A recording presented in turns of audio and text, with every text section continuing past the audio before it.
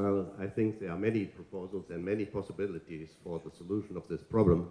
But on the other hand, I think we have to realize that nobody, after the democratic change in Europe in 1989 and 90, would have expected such a crisis as we have it now.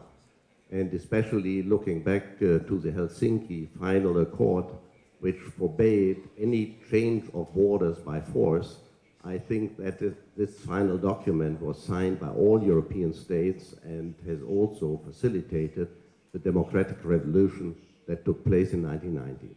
Now we are faced with a situation which is very unpleasant, which many people fear that might degenerate in some forceful situation in Europe, but I think we have to find a diplomatic solution. And let me explain. In my previous life, I was for 40 years in the diplomatic service, and I was on my last post ambassador to the United Nations, and my job as president of the Viadrina University is relatively new, only for the last 6 years. So I will draw on my experience in my previous professional life. And let me say one thing. When I was a young diplomat, Mr. Genscher, who was then foreign minister, told me, look, Mr. Pleuger, if you want to negotiate successfully in diplomatic life, the first thing you have to do is to put yourself into the shoes of your counterpart. Because only if you understand what your counterpart's positions are, where the red lines are, what his problems are, only then you can really find out whether a compromise in negotiations is possible. And in diplomatic negotiations, only compromises are possible. Why? Because if there are two diplomats negotiating, you cannot expect that one will go home and tell his foreign minister, look, I negotiated with Pleuger, he won and I lost. That doesn't happen. Then, of course, your negotiating partner will go home with no result, with no compromise. And therefore, it is absolutely essential that to solve a complicated problem as we have it right now in Europe needs negotiation. And negotiations also needs communication. And that is what I think is lacking right now. And how it could be done, let me quote a very good example which at that time posed similar problems. When we had the Kosovo crisis and the Kosovo war, Russia felt that the old Yugoslavia was its area of influence and that should be taken away from Russia. And therefore, Russia in New York, in the Security Council, cast a veto against the resolution legitimizing a humanitarian intervention in Kosovo.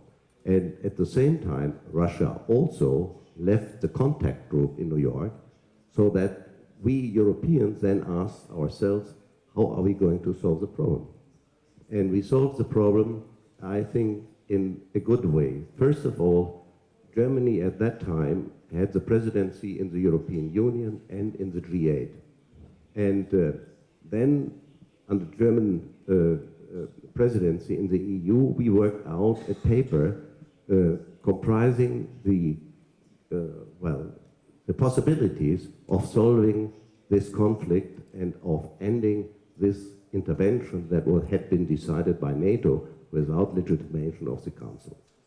Now, we negotiated then this proposal how to end the Kosovo war in the G8. And in the G8, of course, Russia was present. And we were pretty sure, and we were right to think that this is such an important forum, Russia will not leave the G8 for political reasons. And that was exactly the case. And in the G8, in months of very difficult negotiations, we found a formula for a resolution of the Security Council that was adopted by the G8, was sent to New York, and the next day the war was over. So what I mean is we have to find a forum where we can negotiate and discuss the present problem in Europe, the problem on how we solve the Ukrainian problem and how we place Russia in a way as a European state. And you see, on my last visit with Chancellor Schröder in Kiev in 2002, the Ukrainians were asking already for being or for becoming a member of the European Union. And Schröder then said, well, Germany cannot decide that alone, and anyway, that is a long-term process. But if you want to get closer to the EU, and if you want to have a cooperation agreement, then I can promise you that Germany will support this effort on the part of Ukraine. Now, what I think is missing so far is a serious dialogue between Europe and Russia on a number of subjects. First of all, Russia will always be there regardless of who is in power, in charge in Russia.